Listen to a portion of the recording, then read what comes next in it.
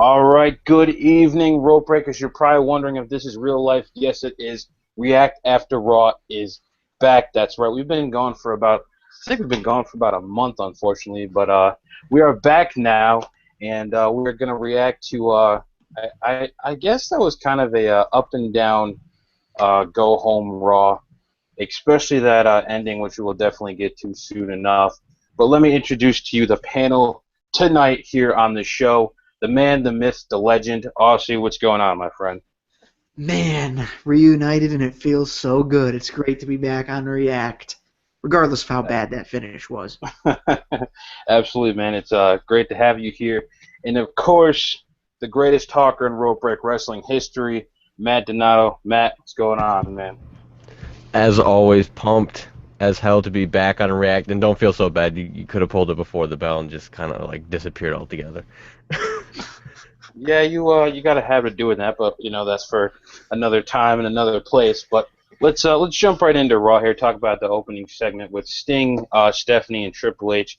Definitely excited to see Sting open up a Monday Night Raw, let alone be there before the show of shows happens.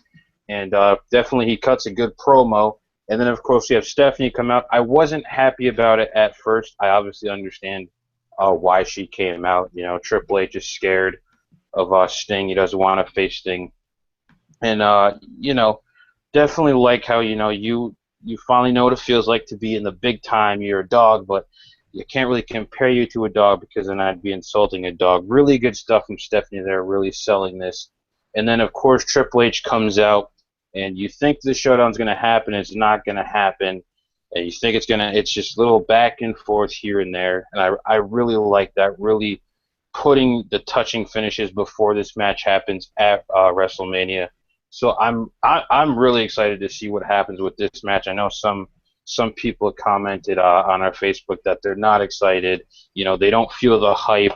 I get it, but still, it's Sting and Triple H.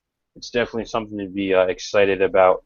So, Aussie, to you, man, what did you think? How Monday about the opening of Monday Night Raw? Oh shit, man! I thought the opening kicked ass.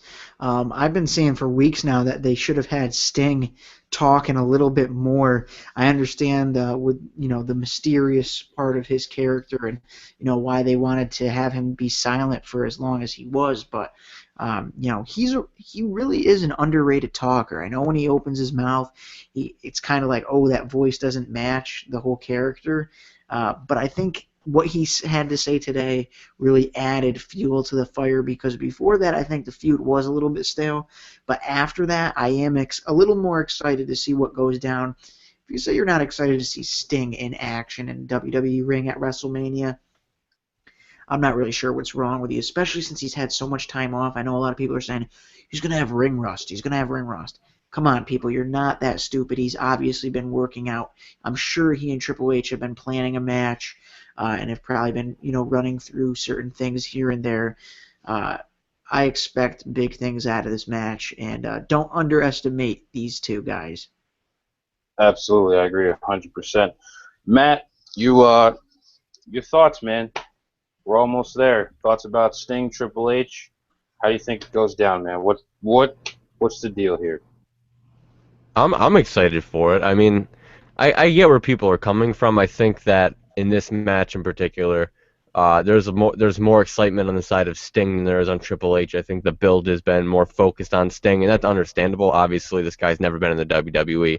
He's a huge draw, and he's really, and as me and Aussie were talking about earlier, he's really been a main eventer his entire career. I mean, this guy's been a main eventer forever. So yeah, the focus needs to be on Sting. That's going to be what's going to sell the tickets. We see Triple H at WrestleMania every year.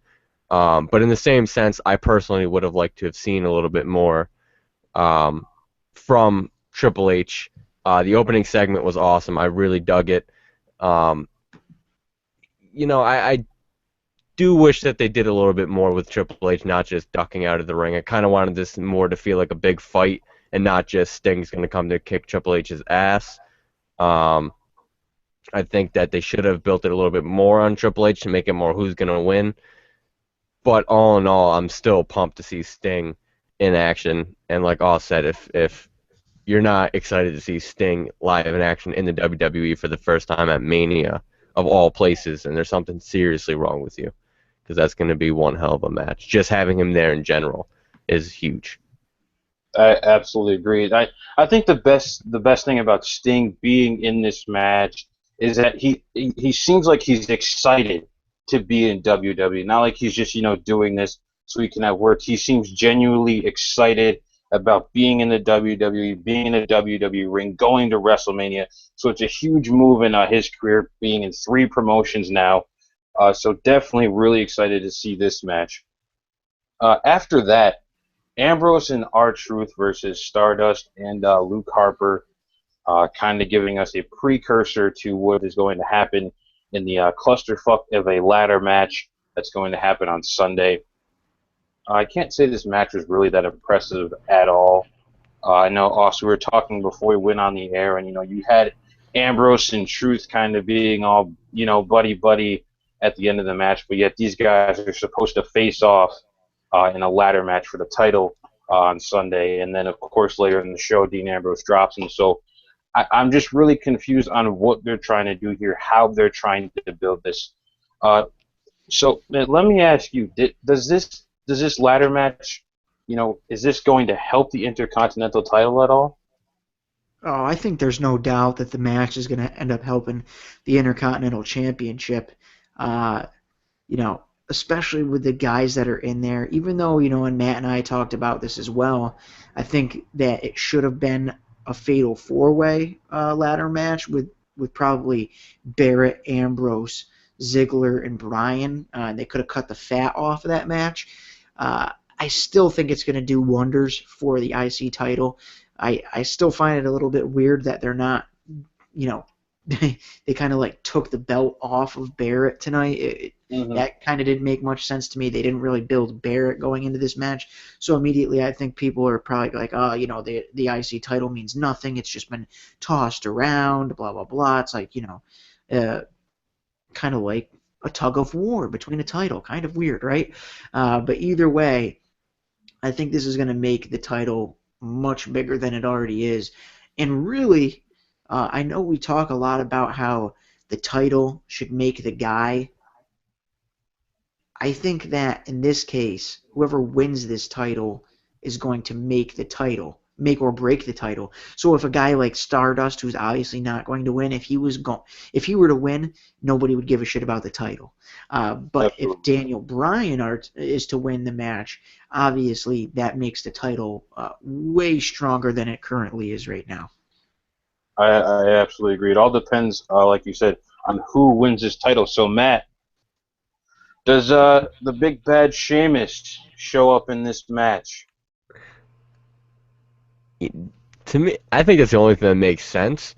I mean, they've been plugging him for weeks, and for him to just show up, I don't see any other match that fits him in. I don't want to see him show up. I'm with you, Oz. I don't want him in this because it doesn't make sense as far as Daniel Bryan is supposedly spoiler supposed to be the winner. And for all the IWC marks who are gonna flip out, oh, he just spoiled it for me. I can't believe he said that. It's not like we don't know that. We're just going off of what other jabronis are saying. So calm yourself down. If that happens, Sheamus coming in, they're trying to build him up, and then to have him lose in this match, he can't win this match if Daniel Bryan is supposed to, and if he does, then I don't know. But it's the only match that fits. I don't see him being involved in anything else. Like I don't see him coming back and interfering in shit in Rusev, Cena, maybe. I don't know. I don't know where to fit him. That is the rumor. I can see.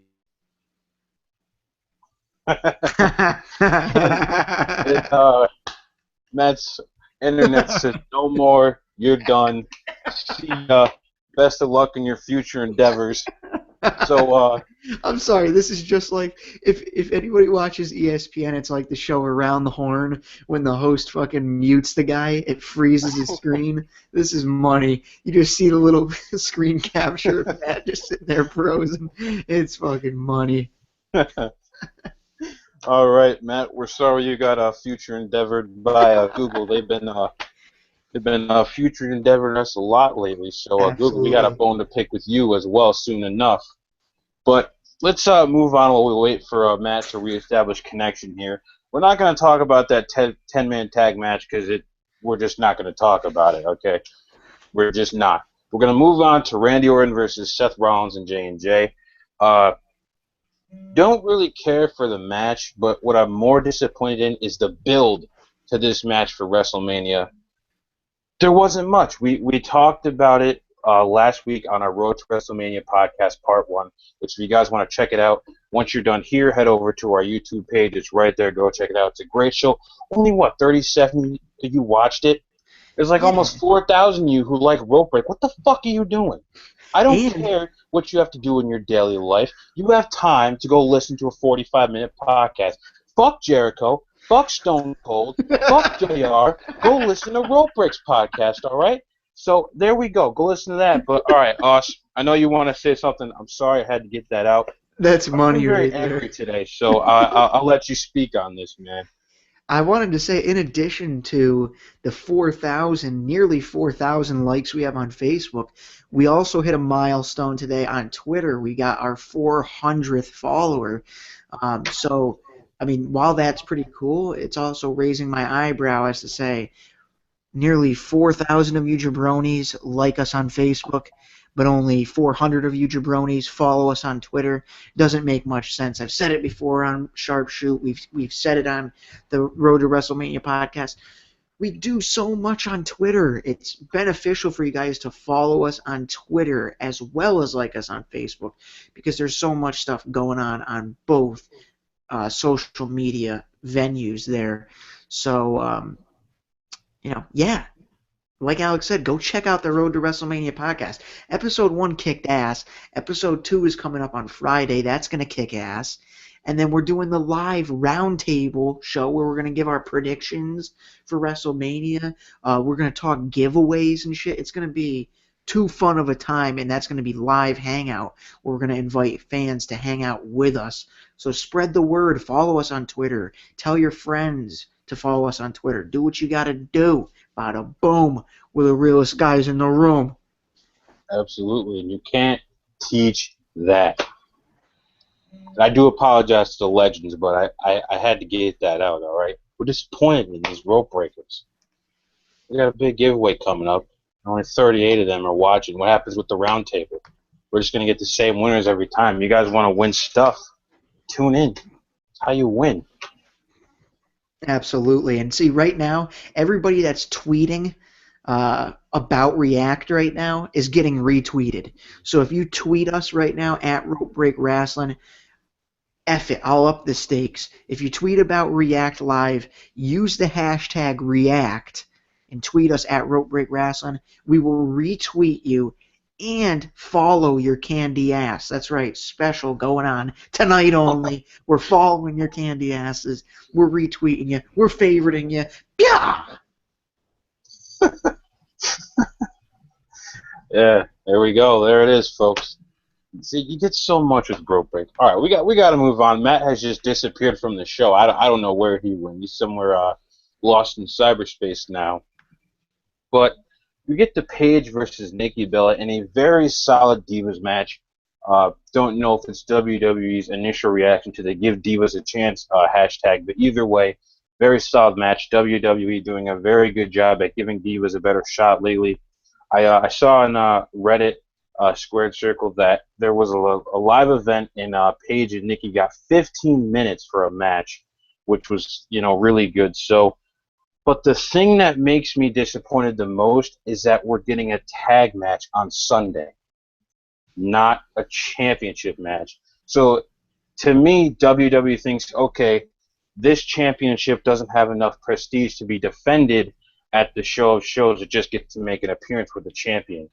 Paige and Nikki did one hell of a job at putting on a match. I was talking to Matt during the show. He wasn't a big fan of it.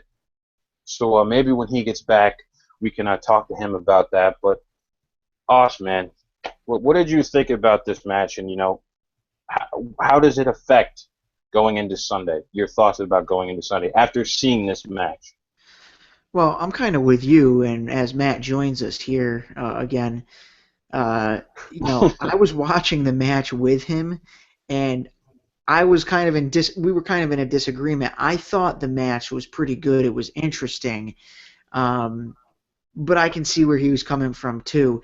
And what I said to him, and I think he agreed with me, was when you don't get that much time to put on a match normally, it's kind of difficult to expect somebody to just go out there and put on a great match when they don't get any practice putting on matches. You know what I mean? It's like, how are you expected to go out and do a great 10-minute match when normally you only get 2 minutes? And Matt said, oh, well, it seems like the Bellas aren't that good at calling a match. Well, and like I said, it's because I feel like they don't get enough chances to call a match. It's more like, hey, call 5 moves on each side, and then, you know what I mean?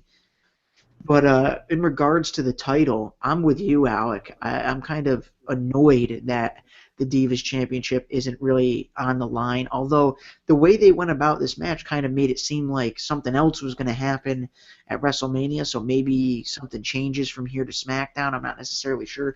But why would they have uh, such why would they plant the seeds for a feud between AJ and Paige when neither of them has the title if they're going to be a tag team? I mean, it doesn't make sense to me. It seems like the logical thing to do would have been to throw them in a fatal four-way like Matt, I think, mentioned, and then, have one of them cost the other or have one of them win. I don't know. There's just a number of ways they could have done this differently.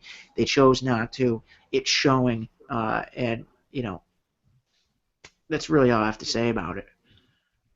Right, I absolutely agree. I mean, the thing kind of, I guess, looming overhead is that, seen from Total Divas where the Bellas tell WWE that they don't want to renew their contracts, but there hasn't really been any word on what their contract situation is with the dirt sheets. We haven't reported anything about it, so no one really knows what's going on with them. So if they are teasing a feud between Paige and AJ, then I'm guessing that maybe Nikki drops the title on next week's Raw, and then the Bellas make their departure again. Who knows? But Matt, welcome back to the show. Uh, I mentioned that we were talking during the show, and you said you didn't like the match. So I want you to talk to the rope breakers right now and tell them why you didn't like the match. Oh, I'm definitely going to be the odd man out here. I can already feel it. Um, First and foremost, I don't want to talk about my departure. We're just going to ignore it and move on. Um, FYI, though, that was not my internet. That was my computer deciding to update itself in the middle of the show and then restart. It wasn't. It really wasn't my internet this time. So hold out for LOL, that. Matt 'Cause quits. The internet might kick out eventually. So hold out for that one. Um, LOL, Matt quits. As far as this match goes, and by the way, for the total Divas thing, that's kind of, I think that's shot like Right, yeah, like it's shot in way back. advance. Exactly. So the fact that they're still there, I don't think anything's going to become of that. Plus, it's all kind of like they pump up a lot of the bullshit that goes on there. Right. It's a reality show, so I doubt that they're going to give up their contracts. Right, but I do believe when they came back last time, they did re-sign in March, and now their deals are actually expiring. So I don't know. We haven't heard anything about it. If we did, we would have reported on it. Matt, This is I'll true, let you continue. because we are on top of shit over here at Rope Break. Um, I I didn't hate the match, but I don't know. I know I was really strong about it at first, and it sucked, but I don't know. I mean, it had its good points, but I just didn't feel the same way everybody else did. I felt there were a lot of really sloppy areas. The couple, like, it was just like a battle of like really terrible leg sweeps at one point. There was one point where there were a few missed moves. I just thought the cohesiveness wasn't really there for me. And, I mean, they had their good points, like that super kick from Paige was on point, and Nikki sold the hell out of it. They did take a bunch of bumps. There was one in particular with Nikki when she went flying over the rope and like landed hard. Um, and then obviously the ending. There was a decent story involved, but another problem that I have with this, not only the match itself, is what the fuck is the point? Why are you having a match over a title that's not even going to show up at Mania? This whole match Exactly. to me was pointless, and it's like they're trying to build up a new storyline because they're already realizing way too late that this is not going to work. Like, oh, maybe this tag team that doesn't surround the title doesn't make any sense. Maybe we should rewrite it. Oh, we're going to wait till the Raw before Mania to do it. That's what that felt like, because this makes no sense. Okay, you're going to change title hands on that Raw and then do nothing, not even mention. Like, this whole match is just confusing to me. They don't know where. I just feel like they don't know where they're going, and they want to have divas in the main or in Mania. So they're just like, oh well, Nikki and Brie are pretty talented, and Paige and AJ are pretty good. Well, Paige and AJ used to be a tag team, and it didn't work out before, but it's gonna work out now because we're gonna make it work. And Nikki and Brie, we don't know what the fuck to do with them, so. Oh, there's a title involved? Ah, fuck it. Like, there's so much confusion in this, and that was my huge problem with this tag team match, or this match, excuse me, between Paige and Nikki was it was like, what are you doing? Where are you going with this?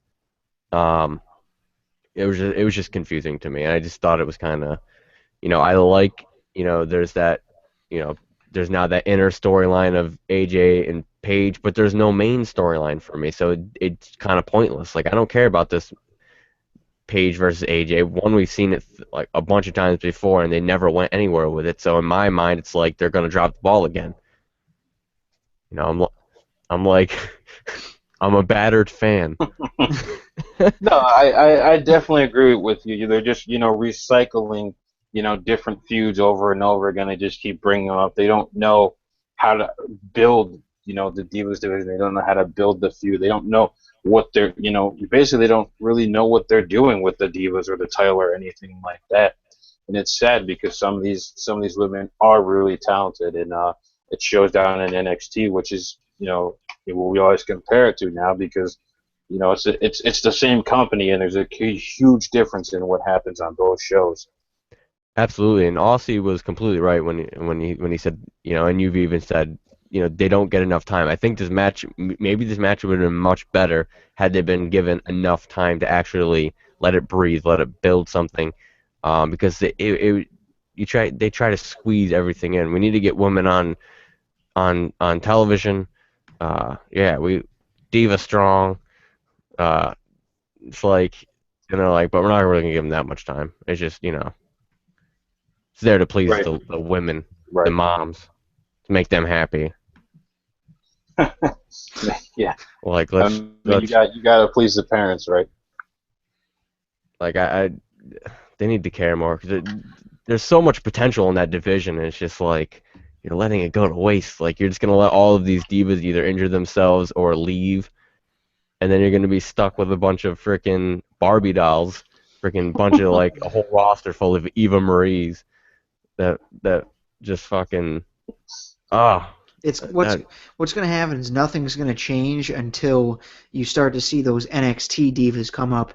That's when Triple H is going to step in and not let shit go down because he's going to do what he can to protect the Sasha Bankses, Charlotte's, and fucking what's her name there, Alexa Blisses of the world. You know what I mean? yep. I think especially with with Flair's daughter, Charlotte. Charlotte. Jesus, I especially think with Charlotte, like, Flair will come in and woo, come in all drunk and he'll be like, "Let me tell you something, Vince. You be good to my daughter." And he'll flash his like 30 rings, like And then he'll blade himself. start bleeding, yeah, start throwing money around. Two strippers appear on his arm out of nowhere. One of them's his third ex-wife. I saw an interview with Flair the other day, and he was upset because guys now aren't, as flashy as they were back in the day, saying how, one of his jackets costs more than guys' ring gear now. I'm thinking, yeah, that's why you're fucking bankrupt now, you idiot. Spend all that money on jackets and shoes and watches and suits and jets and limos and Rolls Royces, whatever else he was selling. Wives. Don't Yeah, forget and And his wives. his million wives. wife. That's why you're bankrupt. These guys don't put a lot in their ring gear now because well they don't want to end up like Ric Flair drunk and bankrupt. In the words of the urban philosopher Kanye West, holler, we want prenup. All right, man. Oh my We gotta god. talk about We have these rope breakers here because they are we have weighing in just on lost YouTube. viewers. Kyle, Ryan Barillo, Tyler Ayers, all saying welcome back. Kyle commented when Matt went out saying vintage Donato. Tyler thinks that Sheamus will come back after Daniel Bryan wins the title. And then Ryan saying T-shirts for days. And Tyler also says, and Donato can't maintain an internet connection, and you can't teach that. Wait, who said that? Tyler Tyler. Ayers. All right, I'll give you a slow clap for that. That And was they're good. talking about the SmackDown taping that's going on right now. Only half of it, I guess, is happening right now. And Austin Brett saying, totally late, my bad. It's all good, man. Welcome to the show. And then Kyle asking, what did everyone think of the Wrestling Isn't Wrestling video? Uh, I loved it. I thought it was hilarious. It was a great display of comedy, great display of the history of wrestling. Max Landis was at Raw tonight, was backstage at Raw tonight. Triple H loved it. Stephanie loved it. Obviously, the talent can't tweet about it because of the content, but he got the approval of Triple H and Stephanie, so it was great. I loved that. I hope he does more. I saw on Twitter that he's going to do something with Undertaker and Kane. It won't be in the same vein as Wrestling Isn't Wrestling, but I still loved it nonetheless. Oh Yep, me man, it too. was amazing. That's just the type of shit that is really super entertaining because it was so well done. It was well written.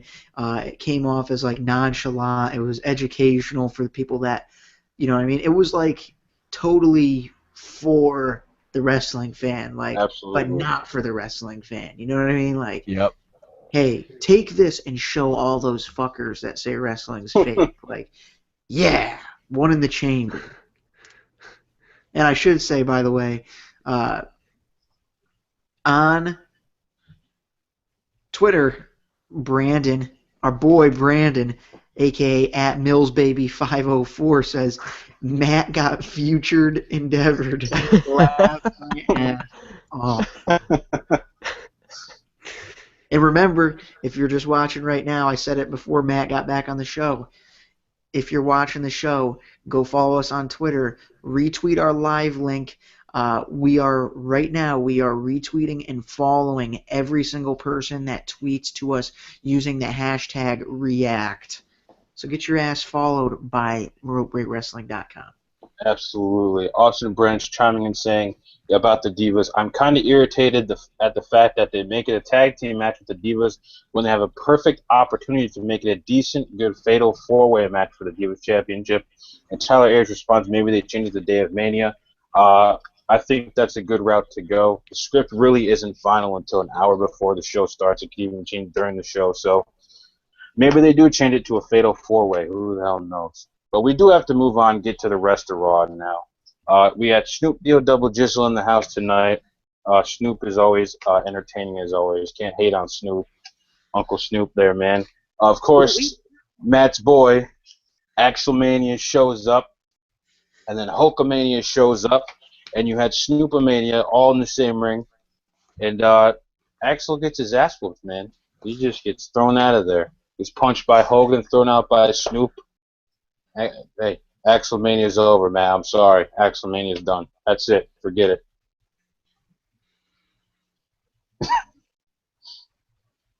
That, Axelmania, man. I have to say, fucking, when that started to happen, I was gonna flip out because and Matt was here. I was like, I cannot believe that they're bringing Snoop Dogg out and they're gonna have him go toe to toe with Axel like in a promo because let's face it, the odds are already stacked against the celebrity hosts, you know what I mean, or like the right. celebrity appearance people. And even though it was L.A. and it was Snoop, you knew that there was going to be people booing just because wrestling hipsters. Oh, it's not a wrestler. Boo! Come on, come on. But then they're going to throw him up against one of the guys that's wicked over right now, and Axel. It didn't make sense. But then I popped when Hogan came out because it just made so much sense. The segment was just so well done. And Matt agreed, Absolutely. right? I absolutely agreed. I enjoyed the segment. I was actually I'm one of those traditionalists. I'm like, fucking special, especially when it's one that doesn't make sense. Like I wasn't excited about Wiz Khalifa. Um, I'm pretty sure Wiz Khalifa didn't even know that he was even at Raw. Um, he thought he was in his garage or something. Um, but obviously, like Alex said, he can't hate on Uncle Snoop. I loved this segment. I thought it was awesome. Um, and shit, Snoop Dogg cut a better promo than Roman Reigns. Oh, oh, It was Matt is so really shit. It flowed. It made sense. I understood what the hell he was saying. There was no random facial expressions. And he didn't cap it off with some stupid catchphrase. And I was actually happy to see Hogan. I was telling Oz I was kind of half expecting him to be like, "Let me tell you something, brother. Me and my main man Ice-T over here." We're here at the Silver Dome. Us at the Staples Center. The Not to be Stapler fair. Center. The Staples Center. Staples. Live in Las Vegas. Jesus. You had to know that he was going to come out and use the "when I lifted Andre the Giant." Yeah. Oh, of course. Like- That's like, I his haven't- fucking career highlight. I know. haven't seen a segment in like the past year and a half that he's been back where he hasn't mentioned about body slamming Andre the Giant. Like, Well, that's the thing. Like when he came back, I guarantee you, like he just wrote one promo and was like, this is the only promo I'm ever gonna use for the rest of the time that I'm back." Like that's all. That's all he needs because he can't remember anything else. He didn't want to screw, and he still does. He still fucks it up. You got one promo, Hogan, and you still can't do it right. Oh, man. Man. Austin Brands saying, I have no disrespect for Wiz, but that live concert just proves why I wouldn't really pay to go see a Wiz Khalifa concert. Neither would I. Tyler Well, A saying, Wiz Dad was funny, though. Absolutely. I mean, anything Damien Sandow does is funny. The guy's a fucking genius. He turns anything into gold. He's like Cody Rhodes. Anything he gets, he just turns into gold. And yet he's stuck in the lower mid-card with the Miz. I do have to mention though, and I've said this to Matt on several occasions, in regards to the celebrities, because I get annoyed too, but it makes a big difference when a guy is a legitimate wrestling fan or a WWE fan, and you can tell when they are. Absolutely. There's a big difference between Kathy Lee and Hoda coming on the show versus having a Wiz Khalifa, a Snoop Dogg, whoever. Yep. Because there's people out there like a Jon Stewart, for instance. That segment worked so well because he knows what he's talking about. You can tell he likes wrestling. He likes WWE. He's been a fan for a while. Like, it's not just coming on to promote something shamelessly. You know what I mean? And yet it's still a promotion, yes, but at the end of the day, too, they're excited to be there. And I told Right. Matt, like, think about it as if, like, one of us were to become famous somehow outside of wrestling, and, long shot for you two, but probably likely for me. But if you were to become I don't famous, know anybody hiring trolls. ooh, if you were to become famous, though, just think about it. We're all diehard wrestling fans here. Imagine if we had the opportunity to host Raw or some shit like that, and you're so geeked out and excited, and you show up and you just get booed out of the building just for the fact that you're not fucking Dolph Ziggler. I think it's bullshit. I think it's because wrestling hipsters these days are just ridiculous. Like, oh my god. I just want to see wrestling, and that's it. I just want to see Dean Malenko, Eddie Guerrero for 3 hours straight, and that's it. Like, there's got to be some sort of entertainment, piss break for some people, entertainment for others. It's got to be there. You know what I mean? Right. Yep. Well, it's I like agree. even you had Bill Simmons on there tonight, I guess using smart terms, put over, bury, things like that, that they don't say on TV. I'm pretty sure someone is screaming in the headset, tell them to stop, tell them to stop. We don't say that here. We don't do that. We were saying the same thing. Vince was like shitting his pants. Like, God damn it, he's ruining it. He's revealing his secrets even though they're all over the internet. We gotta stop him. What was Get it, him off. Matt, what was it that he said that he wanted to see or something like that? Oh, he said about The Miz and Mizdow. He goes, I don't like where this is going with these two. And that's when I was Yeah. like, that needs a fucking meme of Vince in the back with the Austin Tyson thing. You ruined it, damn it. You ruined it. Yeah, just like when he was standing there and he's like, when Darren Young's in the ring and he's like, "Where's the bunny?" Because Yeah. obviously the rumors of Darren Young being the bunny, he knows what he's talking about. And when he dropped knowledge on his favorite being Jesse the Body Ventura, and how he changed the face of color commentary, and he knew what the fuck he was talking about. And then Vince is probably like, also even said it, like Vince is in the headset, like, "Tell him stop talking about, stop talking about Jesse Ventura." Don't talk about anybody except Michael Cole. Michael Cole's the greatest commentator of all time. All Just right, ask that's JBL. enough. That's enough. We're done there. We're done there. That's what JBL said. You just commit. Yeah, that's right. That's what I'm he did say. quoting. All I'm right, quoting JBL. you are. That's why JBL should be kicked off the commentary team. But Rusev versus Swagger, quick match. But then Cena comes out, gets his ass whooped. Oss, you mentioned on Twitter that we'll probably see Cena overcome and defeat America, and Rusev will get his first loss in WWE on the worst place he could get it, WrestleMania. That's usually a trend here. Whoever looks strong before the pay-per-views usually ends up losing, and it's sad. It really is sad. Rusev has been on this huge, unstoppable streak, one of the best heels in a long time. Good talker, good worker, good talent. There was a debate last week on our Facebook page that Rusev wasn't that good. He didn't have it. Rusev is a great talent, and he's done a hell of a job in this feud. I am upset that it's a USA versus Russia feud instead of a personal feud of Rusev trying to take Cena out. Cena's too old; he can't do it anymore. I feel like it should be more personal instead of a patriotic thing. But nonetheless, it's going to be disappointing if we see Rusev lose on Sunday. So, man, any more thoughts on that? On Rusev's maybe possible downfall after WrestleMania? Oh man, that's scary shit. Just even you saying it like that scares the shit out of me. But I've gone back and forth on this because we talked about it on the Road to WrestleMania podcast when the initial rumor came out that they might go with a Cena as the U.S. champion to get that belt over. I've been going back and forth since, and I still don't think it's smart to have Rusev lose there. I understand the benefit to the U.S. title being on John Cena. At the same time, he doesn't need it.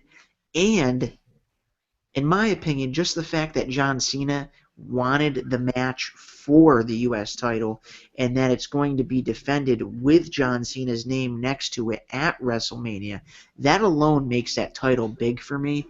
And I think that keeping it on the current champion, there's something to be said about a title getting stronger with a guy. We talked about the IC championship and how, that person that wins the title could make that title, or the person that wins it could make it. I think that this title here, the U.S. title, has really helped make Rusev over the past couple of months, and he can continue. It's kind of like a, win-win situation. I think Rusev helps build that title, and that title helps build Rusev. It just makes sense for that title to be around Rusev's waist, and John Cena chasing after it makes it mean something. You know what I Right. mean? You don't I need to agree. have him win it. I absolutely agree, 100%. Matt, you got anything you want to say on this, man?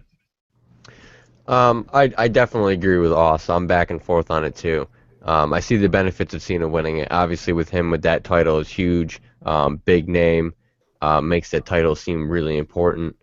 Um, but I agree with Oss as well. I think having Rusev keep it would also make the title seem important because Rusev beats John Cena. John Cena has beaten The Rock. John Cena, well, didn't really beat Brock Lesnar at Mania, but um, He's beaten a lot of these big names. He's been in the business for a long time. He is the top guy, the face of the company, and to be able to successfully defend it against Cena, I think that would be huge.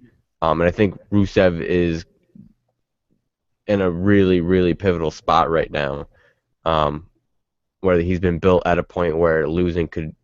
I mean, where does he go from here? If he wins from Cena, you could say where does he go from here? But at least he's got the title, and at least he still has that build behind him. Where if he loses, you'll say where does he go from here? He doesn't have that build behind him anymore, nor does he have the title. It's just him. So I mean, who does he fight after he loses to Cena? Where does he go? Because I mean, if you beat Cena, you can say, well, now it's not where does he go? Where do other people go? Now you kind of have him at that point where other people are going to be challenging him for the title and trying to build them off of him. Um, it's pretty much wrestling 101. That's how you pretty much do it. You can't keep relying on Cena to be that one guy that people keep pulling from, because nobody wants to see everybody fighting Cena. So I think that there's more in the way of Rusev winning there is to have Cena go over. But I wouldn't be that upset if Cena did end up winning just because having that title on him. I think it would be cool to see somebody at his status in the WWE with that title. But I mean, as far as that segment went, though, that was one of my favorite segments of the night. I don't know about you guys, but Oh, I absolutely agree. like Just everything, just everything about that segment was just like Rusev is the freaking man. Like, yep. how can you think I agree. otherwise after watching that? Like, everything he did in that segment, the way it just felt real. Yeah, He's one of those heels. He's similar to that Brock Lesnar type heel, where he's not like the really clean cut promo cutter, but when he speaks, you believe what he's saying. The way his mannerisms, you believe what he's saying. He's just that really brutal, tough, very big, athletic guy. So he kind of reminds me of like a Russian type Brock Lesnar kind of character, kind of heel, and I dig Absolutely. that. Tyler Ayers saying beating Rusev at this point will be a huge boost to someone's career. I agree. Unfortunately, it's probably going to be Cena, and Cena doesn't need another fucking boost for his career at all. I mean, for Christ's sakes, he's a 15-time champion. What else do you want? Let's make him 20 times just so we can say he's the greatest champion in history and get on with our fucking lives. We got to get on with the show anyway and talk about the Bray Wyatt promo, which was absolutely killer. I was blown away. I got goosebumps watching that promo. The thunder and lightning effect going on was just a really good way to really put the final touches on his feud with Undertaker before we see the match on Sunday. And I said it on our Facebook page, Bray Wyatt has single-handedly built this feud perfectly and sealed the deal with that promo. Some real breakers saying, I don't feel the hype. You are fucking blind. You should probably go see a doctor. So that's all I'm going to say to you, because Bray Wyatt has done one hell of a job. He's done a better job than Sting and Triple H, and he sure as hell done a better job than what's going on with Brock Lesnar and Roman Reigns. This has been the best built feud that includes a part-timer. So when this match comes around Sunday, it's going to be something exciting to watch. I know people are saying Taker doesn't have it. We put a picture up, and people are saying, "Oh, Taker doesn't look good. He's fat, blah," like going on and on. Like, who gives a shit? Like, are you really that concerned about how Taker looks, what his weight is? Like, it doesn't matter. He's gonna come, he's gonna fight, he's gonna put on a fucking show because that's what he does. no, that's Mark Henry. Yeah, that's Mark. Yeah, Mark Henry's real fucking relevant, like he's ever been. Jesus Christ, you have Roman Reigns beat him. Like, that's supposed to give Roman Reigns some credibility. Roman Reigns beat the world's strongest man. He hasn't been the world's strongest man in 20 fucking years. Give me a break. I mean, honestly, these people, just the little nitpickiest things, like, you can't ever be satisfied. Like, who cares how Taker looks? This is going to be a good feud. This is a good feud. It's going to be a good match. You're going to watch it. You're going to like it. And you'll say after, oh, that was good. I liked it. That was match of the night. It stole the show. Whatever the hell it is that some of you people are going to say. And it'll prove you're wrong. But I'm going to stop ranting now. No, you have to Can wait, because I've got to say, we got Brandon tweeted in, and he said something a while ago that is now relevant because of Alec, and you guys should be tweeting us using the hashtag #RantOnReact, because that's your boy Alec, the host. He's the best in the business at it. But Brandon tweets us and says, Matt's video sucks. Future endeavor is possible. Then he says, will Alec curse everybody out again? This is before you just did that, by the way. And then he said, and will Aussie remove his hood? Find out next time on Dragon Ball Z. Oh, Brandon, so good to have you back, man. So You have good. been missed. Alec, I think we need to do a show where that's all you do. Just fucking flip. Because that was the most entertaining thing. That was more entertaining than all 3 hours of Monday Night Raw. That's it, man. They should just put me on commentary. The show will never be the same again. But Matt, I want to jump to you because you're the big Bray Wyatt fan here. I'm the big Undertaker fan. He's right back there. But nonetheless, Matt, your thoughts, man. Bray Wyatt cuts this promo tonight. How do you feel about this feud now? How do you feel, man? It's going through your crazy mind. My crazy mind. Dude, it was freaking awesome. You hit the nail on the head. He's, in my opinion, and I said this to Aussie. See, Bray Wyatt's the kind of character, like, I don't know if anybody caught it. I caught it because I'm an effing psychopath and I, like, am OCD and I pay attention to all little freaking details. And I study promos. That's just what I do. And he made a few mistakes in his promo, but you don't even, like, you almost forget about it. Like, Right, he's the kind of guy where he can make all the mistakes he wants, and it doesn't even matter because he's so good and so mesmerizing at what he does. Like, I personally was sucked in. Like, I couldn't stop watching. And the hype of this, for those of you apparently who can't see it, apparently fucking John Cena is a fan of rope break. Can't say it. Thanks. Appreciate that. The hype is the fact that The Undertaker is coming back to WrestleMania to fight Bray Wyatt. That's all you need to know. That is the hype right there. Like, how can you not, like, Bray Wyatt, an awesome, creepy fucking character who's a badass, fighting Undertaker, an awesome, creepy character who's a badass. Like, what else do you need? Like, why? Exactly. Go fucking watch Blue's Clues or some shit like that. Get out of here. my apologies. That was not a shot at you, Aussie. I apologize. Man, you are really stooping down here. For those of you unaware, Aussie has done some voice work on Blue's Clues, so he is somewhat famous. Hashtag fact. That's in the vault somewhere. It is in the vault somewhere. That it is actually pretty. Guys, I know a celebrity. That's right. I'm guest hosting Raw next week. The Red Rectangle from Blue's Clues. Beluska do. We can't write a show. Cue the crickets. No, seriously though, that would be pretty cool if on one episode they like fucking Beluska dude into a show that was like actually worthy of watching. Like midway through the show, like this show is starting to fucking suck. Right into the fucking real Monday Night Raw, written by me. That'd be awesome. It's just fucking like Nikki Bella naked and Stephanie naked and like fucking. It's just all the divas lined up naked. It's just Oz just. And Oz is like. You're out. Oz is like You fucking stay. Paul Heyman, like he's got like the slick back hair with a ponytail in this universe, and he's like taking photos of all the women. Some weird, some what it weird actually sketchy is. porn producer. It's actually me. It's actually just a gif of me repeatedly taking the rear view with a smile on my face. Oh shit. Oh Jesus. Oh man. This is getting out of Anyway, hand. getting way out of hand. People have bedtimes. I think Bray Wyatt did a hell of a job. This promo in particular, relax over there. This promo in particular was just phenomenal. Like the ending when he said "You will rest in peace" and he got on the knee was just awesome. Like this guy, I can't wait for WrestleMania. I can't wait to see Taker, and I think they did a perfect job of leaving Taker off of the main show and just saving him for WrestleMania.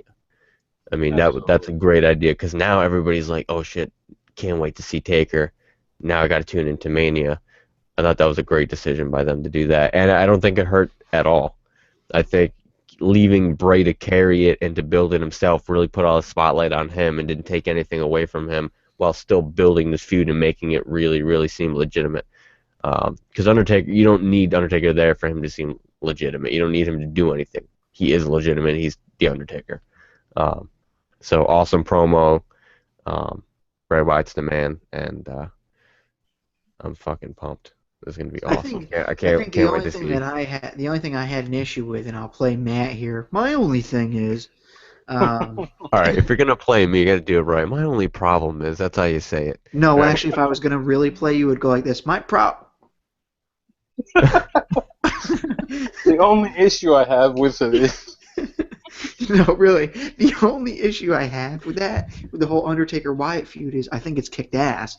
I think Wyatt's done a good job.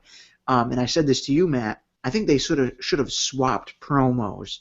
So what happened this week Yep. on Raw should have happened last week, and what happened last week should have happened this week, where we got the whole answer from the Undertaker. That would have been great for the go home episode of Raw. Like people would have still been wondering this week, like, what's gonna happen? Like this is the week before WrestleMania, and we haven't heard from the Undertaker. Like what the fuck's gonna happen? Like is he even gonna show at WrestleMania? Then you get the lights, the freaking song, or the bell tolling, and then you get the freaking rocking chair lit on fire, and the man will come around at WrestleMania. That's the way it should have happened on the go home episode, in my opinion. Then again, what do I know? I'm just a mark, right? Either way, Wyatt has done an excellent job. I will agree with you guys 100%. He's done an excellent job carrying this feud on his shoulders. The question is, and it's always been my question and my only criticism with Bray Wyatt, is can he put an interesting match together in the ring? I think Undertaker is the perfect guy to do that for him because, to be honest with you, I haven't really been so impressed with Bray Wyatt as far as in the ring goes. I don't know. I might just be nitpicky with that, but he's had, John Cena, Chris Jericho. He's put on good matches, but nothing that makes me go, wow, this guy can be the future, the face of fear or whatever. Because at the end of the day, he's not always going to have a Cena, a Jericho, an Undertaker right. to work with. The question is can he put on a match that's worthy of somebody having a match with him? You know what I mean? Right. I feel like this feud is, basically his make or break. Like, okay, you go out, you put on a good show with the Undertaker. Big things are in your future. If you don't, well, then we'll reconsider your position here in the company. Yeah, I Right. think and really quickly speaking on because that was a good point about that segment, last week's segment or the rocking chair segment should have been this week and should have been swapped. I think that could have been said for a lot of the segments and a lot of the matches on this week's episode. Like I personally felt, and I did mention this to you, that the Intercontinental Tag Team 6-man, whatever the hell it was, the clusterfuck of a match that they had, where Dean Ambrose pretty much like freaking hugged everybody and everybody's like, I love you too. Can't wait to fight you at Mania. They're all like buddy, they're all like buddy, singing Kumbaya, holding hands, which is weird. Um, I feel like that should have been last week, and last week should have been this week. I think ending it with that huge scuffle where everybody's fighting over the belt, and then Barrett standing tall after he knocks everybody out with the bull hammer. I think that is the way you. Because last week I was like, holy shit, now I'm pumped for this. I think this is going to be great. This week I'm kind of like on the fence, like, all right, I'll watch it, but I'm not really that interested in it anymore. So I think if they had swapped it and they had built into WrestleMania off of what happened last week, I think that would have been better. But I think there were a few matches like that they should have swapped. Yeah, I don't know why they. I don't know. It's just so hot and cold with this writing group. It's like almost like they thought they did such a good job last week, which in my opinion, last week's show was excellent. I know there was people bitching about that too, but now look at that show compared to this week's show. Right. You know what I mean? It's kind of confusing. There was things they could have tightened up last week, like Sting should have talked on Raw instead of after Raw. But other than that, it's just like, oh, we did good last week. We can take a week off, almost. You know what I mean? Like, I don't Hmm. understand why they find it so hard to write a 3-hour show when like that should be their only task of the week is to write an excellent Monday Night Raw, because I know in the past, and it should be the same way still, they should have a different writer. They should have different writing groups for Raw and SmackDown and any other thing that they do. Like, I know Heyman was writing SmackDown for a while there in the Ruthless Aggression era, hence why it was so good. Um, Right. I don't understand what's so difficult. It seems like the shows are so thrown together, like it's all last second shit. Like, I don't get it.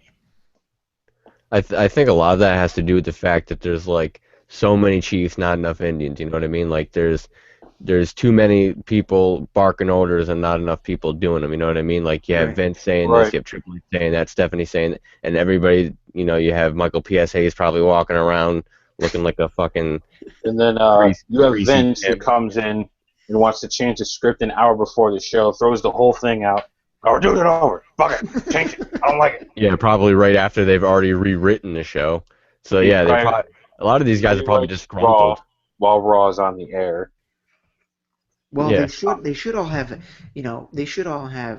iron lungs and be able to write these fucking shows very good, because most of them should have reality TV experience, because that's extremely important to the job.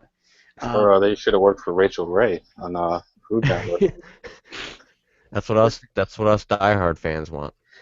Public service announcement: WWE, please, I'll give you a great rate right now. You hire me right now, I will work for you. Shit, I might even decide to work the first year for half of what you're paying your writers right now.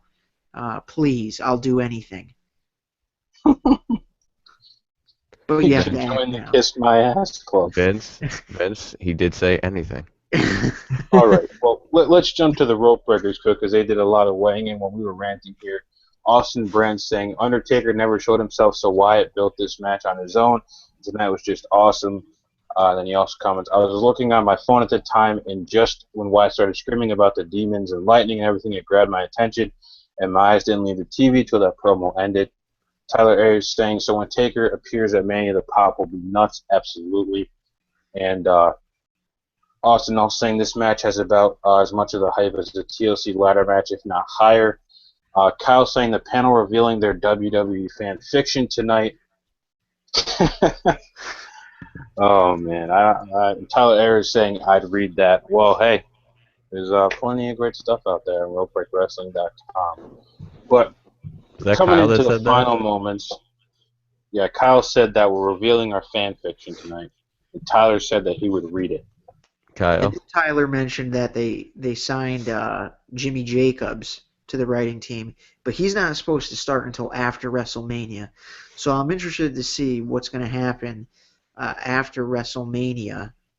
If we see a difference in the writing, because that would be pretty cool, to be Do you know honest. what his position is? I Do you know agree. like what? Yeah, he's part of the writing staff. I'm pretty sure he's going to be. I don't know if he's going to be a head writer, but he's joined the creative writing team, is what we've basically been told. For Raw? That's not been determined. Mm. It'll be for like All fucking right. like superstars. Let's get to the final moments of Monday Night right here. I would talk about Daniel Bryan versus Dolph Ziggler, but there's really not much to talk about there. It was a good match there. We We pretty had the much brawl covered for it. the IC title. Yeah, we pretty much already covered it. So let's talk about that final segment on Monday Night Raw there. The segment that had everybody going, what the fuck just happened? Not Lesnar. Heyman, as always, cuts one hellacious promo. You can't say anything bad about that guy. He sold Lesnar well, sold him like get the goddamn champ that he is. Loved Lesnar's reaction when he said, Reigns should break down his door, steal his wife, take the food off his children's plates, and change their last names to Reigns. Loved that. Loved Lesnar's reaction. And then Reigns comes out and rips the title out of his hands. Of course, Reigns doesn't get that good of a reaction from the crowd. And then they fight over it, like, they're a bunch of 5-year-olds saying mine, mine, mine. And then the show just abruptly ends, and that's it. That's the final build we get to this match. There's really been no build to this match at all, really. The past, few weeks have been focused solely on Brock Lesnar and his contract situation. We don't really know what's going on with that. The main event at WrestleMania all depends on if Brock Lesnar re-signs with the WWE or not. So that's kind of been the focus. Reigns was still not the favorite. Wasn't the favorite after the Royal Rumble. So I'm just confused here. I really don't know what WWE is trying to do with this anymore. I don't. I just don't. It's crazy, man, because I I said this to you before we went on the air. Reigns comes out, he gets booed, and that's uncomfortable for me as a fan just to see that, because immediately I think, Rocky Maivia, they want this guy to get over. He's a great guy. Reigns, Reigns is trying his hardest. It's not any fault where he doesn't work hard enough or anything like that. Right. And to see him just get destroyed is embarrassing as a fan to me, because I don't know. I guess I feel some level of responsibility to protect the guy, and he's just going to be destroyed if they keep fucking around with him, and that'll be a damn shame. But then getting into the actual segment, once he took the strap from Lesnar, out of Lesnar's hands, I looked at Matt. I was like, whoa, this shit's starting to get real. This was getting interesting, and the fans kind of popped, like, oh shit, like, nobody does that to Brock Lesnar. Yep. And then all of a sudden, it's a fucking Phil and Lil from Rugrats tug of war. I don't understand. It didn't make sense. Like, I looked at Matt, and I said this jokingly, did I not, Matt? I said, watch it end right here. And then it fucking ended right there. And I was just like, we were in shock. Like, Yeah. I could not believe they were that stupid to end it like that. One of the scenarios I pitched to Matt was they could have had Reigns steal the strap, hold it up, and then kind of toss it to the side, and then go nose to nose with Lesnar, and really intensify.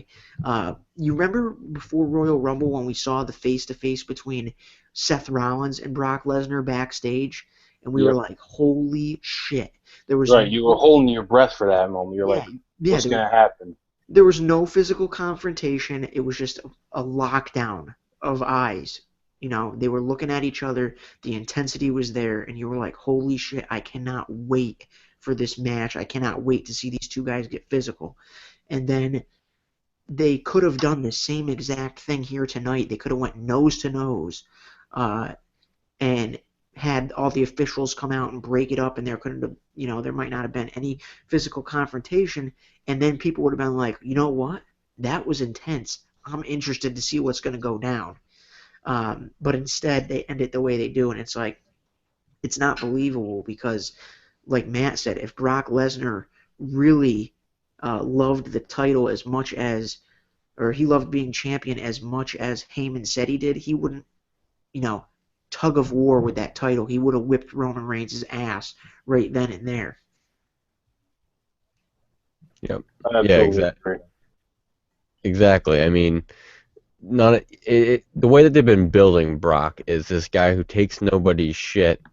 He's gonna beat everybody's ass, yet somehow he took Roman Reigns' shit and didn't beat Roman Reigns' ass. So I'm kind of just like, what are you doing? And then honestly, when they ended it, I sat there for a few minutes looking at the TV thinking, no, they're just gonna show this clip of this stupid show and then they're gonna come back. Nope, it's fucking done. I'm like, how do you end it on that? Because, like you said, when he ripped the title out of Lesnar's hands, the crowd was like, oh shit. I was like, and you were like, oh shit, it feels real now. And then, like you said, the whole tug of war felt like children fighting over a toy. Mine, I want, no, it's mine. didn't feel like a badass segment. It didn't feel like, oh shit, now I gotta watch this feud. It was like really, really lackluster ending, and really kind of honestly, I give WWE one credit. It did fill the theme of lackluster segments and matches. I mean, I Sting segment was awesome. Snoop Dogg segment was awesome. Everything else should have been Burger last King week. chicken fries kicked ass. And By the way, Natalia looked smoking in leather. Aussie was saying he Absolutely. wishes that he was El Torito. Yeah. I think we all do. Um, I mean, nothing about this. It was a decent Raw, but it wasn't a go home Raw. Like nothing about the like it. Like I can look past it on other pay-per-views, but this is fucking WrestleMania.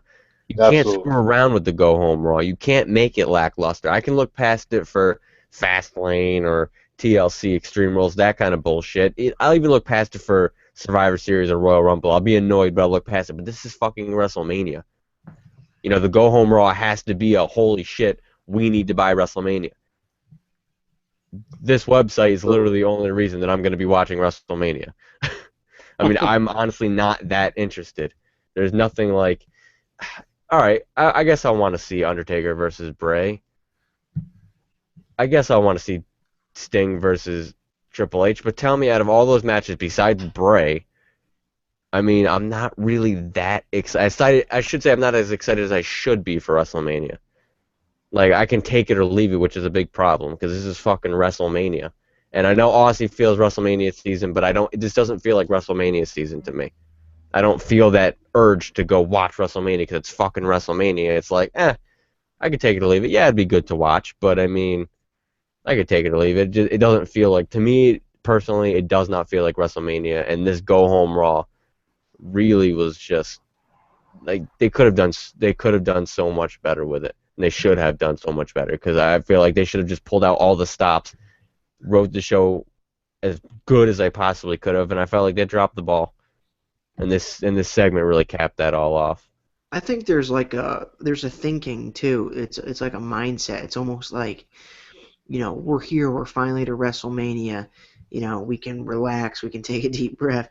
And then the night after WrestleMania, the Raw after WrestleMania has this monster of a reputation where it's like they have to live up to this show. Like, this show has monstrous expectations. Like, we have to write an excellent show, blah, blah, blah. Why is that not the same feeling for the go home episode of Raw? Or, yeah, I go home absolutely episode. agree. You know what I mean? It's like you look back on history. Go home episode of Monday Night Raw. I'll give you a great one. Prior to WrestleMania 15, it happened right here in Albany, New York. Stone Cold Steve Austin, the beer truck, The Rock. Tell me that didn't get you absolutely pumped for WrestleMania. Even last year, Daniel Bryan coming out of the crowd whipping Triple H's ass to end Monday Night Raw, with the yes, yes, yes. That made you feel like WrestleMania was here. I see what you're saying, Matt. It's not as intriguing or as exciting as it has. I mean, you look at the card on paper and you would say, wow, this has the potential to be an absolutely excellent WrestleMania. But then you look at the past few weeks of Raw and you're just like, wow, they've really dropped the ball. They've got some really solid, what could be some really solid storylines and matches here, and they just have not painted by the numbers. You know what I mean? Yep. It's like everything is spelled Exactly. out for them. Everything is on the platter for them. All they needed to do was color inside the lines, and you know what I mean? And they scribbled. They didn't do a good job. Yep, I completely agree. That's an awesome way to put that. I also feel like they put way more effort into that Raw after Mania than they actually do WrestleMania. I feel like for some reason, at least the past few years, they've been putting far more attention on that Raw. Like that Raw, they've been doing way more shit. I feel like most of the Raws after Mania are even better than the actual WrestleMania. Um, I just feel like they put way more effort. Like they're like, oh, we need to pay attention to. They skim over WrestleMania almost in certain instances. I can't even fucking talk. I'm just gonna blame my internet on that one. Yeah, I know what you're Instances. saying. And two, I think a lot of it has to do with is the fact that a lot of times these WrestleMania matches are booked for so long. So like, Vince McMahon probably had it in his mind right after SummerSlam, we're getting Reigns versus Lesnar at WrestleMania. So really the writing team just all they have to do is, color inside those lines, like I said. Now the night after WrestleMania, it's, everybody's night for a fresh, clean slate. And I can understand how that would be exciting, but holy shit, they need to shape up because this WrestleMania cannot fall on its face. It's got too many good matches or what could be potential matches. But one intriguing thing for you to look at, and I know Matt and I have kind of fucking talked up a storm here, which is not, not unlike us.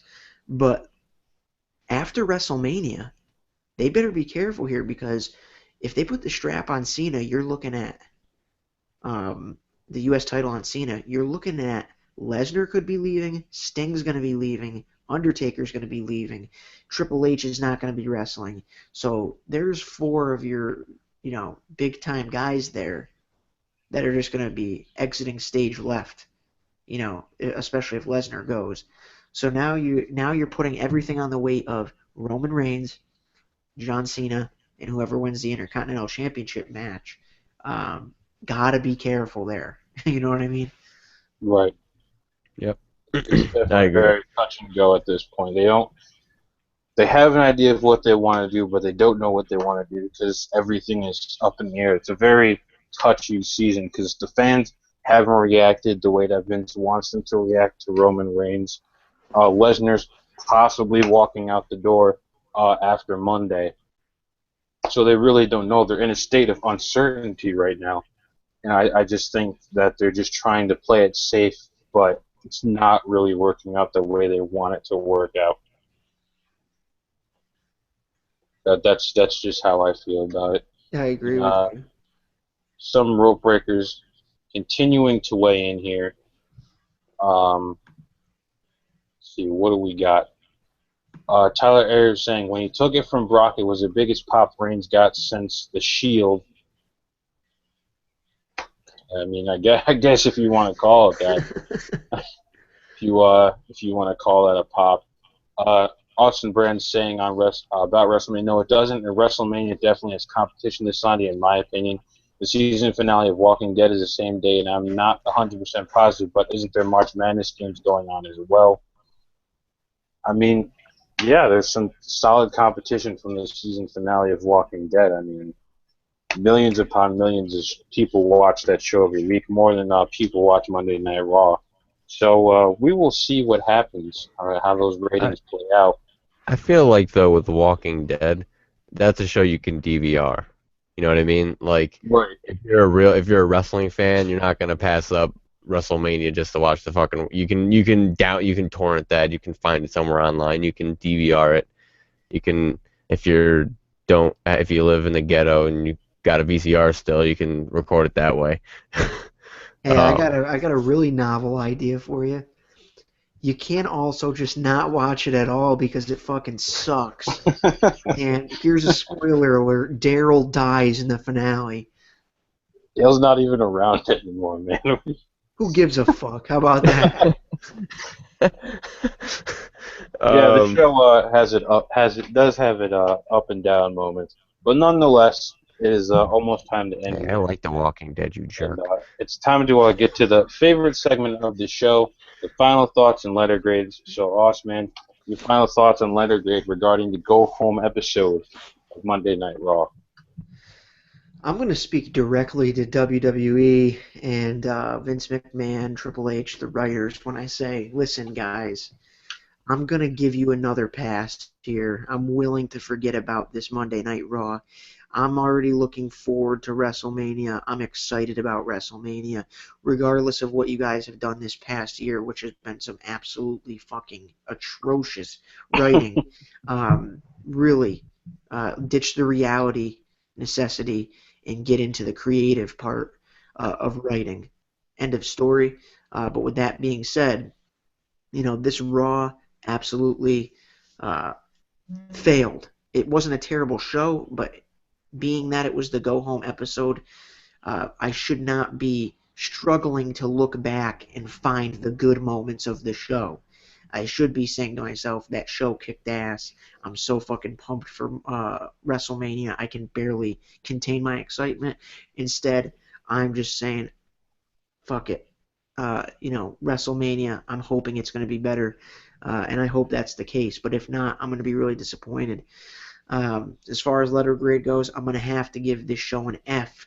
Not because the whole show sucked, I want you guys to hear me out on that. I'm not saying the whole show sucked. There was a few segments that were A-pluses inside of that show. But when you set out to do something, and that is get people invested in WrestleMania based on the go-home episode of the Raw, you didn't do it, so you failed. You get a failing grade. So Monday Night Raw, it didn't do its job. It gets an F for me. Matt, it's your turn, man. Shit, I don't know how. I'm just gonna move along here. I don't know how the hell to follow that. Good lord. Um, yeah, it is a tough one because it did, like all said, it failed. It failed miserably at doing what it was supposed to do, which is to get you excited to put over WrestleMania. It didn't do any of those things.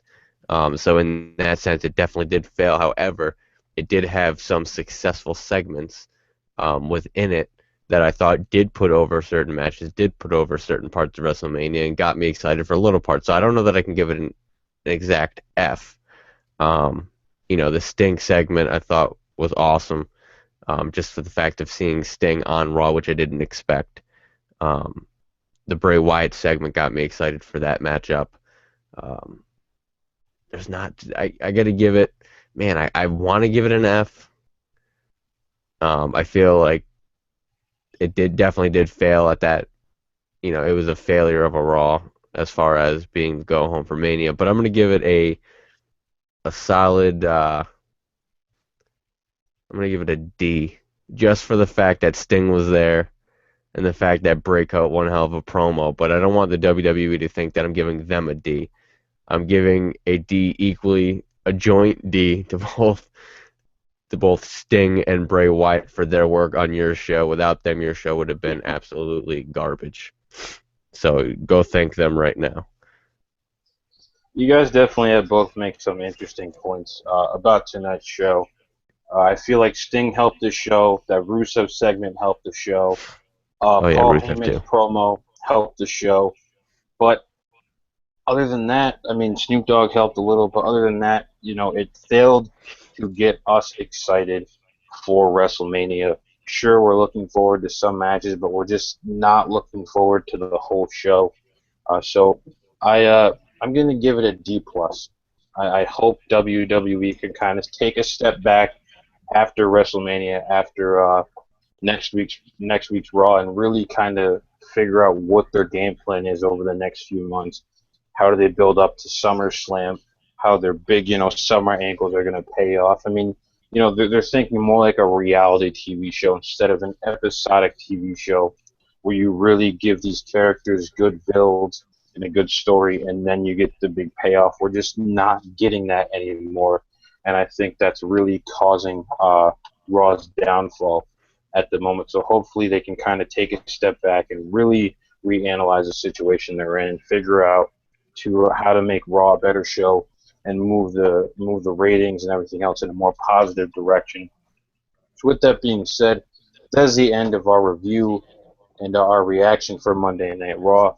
And we hope that we will be back here next week after the Raw after Mania. We might have to lay the SmackDown on Google again. We don't know yet. But, awesome, man. Will it be Sharpshoot this week? Oh, you can bet your sorry little ass that there will be Sharpshoot this week. And as a matter of fact, I'm going to go on record right here. My computer's about to die. It might die before we get out of this show. But I will say, this episode of the Sharpshoot this week, I guarantee, will be the best episode of the Sharpshoot that we've had, bar none, hands down. And it'll have audio this week. That's going to be the cool thing. So you definitely want to check out the Sharpshoot. And I know I have to throw a plug in there for the Road to WrestleMania podcast, episode 2. It's an audio cast. It's coming up Friday. Be on the lookout for that. And then Saturday, we'll already be doing our roundtable live prediction show. That's exciting shit. And then I'm pretty sure we're going to have the live reaction during WrestleMania like we have for the past couple pay-per-views. It's going to be exciting shit, man. I'm really Absolutely. excited for all that and react after the first Raw of the season. Absolutely. You heard us, man. Make sure you guys check out the Sharpshoot this Thursday. Make sure you tune in Friday for part 2 of the Road to WrestleMania podcast. Tune into part 3, our live roundtable discussion. We're talking WrestleMania, the matches, giving our predictions, and then make sure you tune in Sunday to watch our live reaction show during WrestleMania. We'll give you guys more details about the giveaways, how you can win, all that fun shit. Make sure you're following us on Twitter to get that information. It is down in the description. Go look at it. Subscribe, follow. If you don't have a Twitter account, I don't give a shit. Make one just to follow Rope Break. Make sure you like, share, and subscribe to this video, to this YouTube channel. Go bookmark the website so you don't have to visit any other shitty wrestling website ever again. Get out of the bleachers. Make sure if you haven't even liked the Facebook page, I don't know even how you got here. Maybe I through Twitter, whatever. Go to the Facebook, like it up, help us get to 4,000. And we hope to be here next week, immediately following Monday Night Raw. That's it. This has been React After Raw. It's been a great show. Thank all you guys for tuning in. Aussie, Matt, thank you for being on the show. So for everyone here at Rope Break Wrestling, that's Matt, that's Aussie, I'm Alec. This has been React After Raw. We will see you guys live on Saturday and Sunday. And if you're not down with that, we got 2 words for you. Rope Rope break. break. Good night, everybody.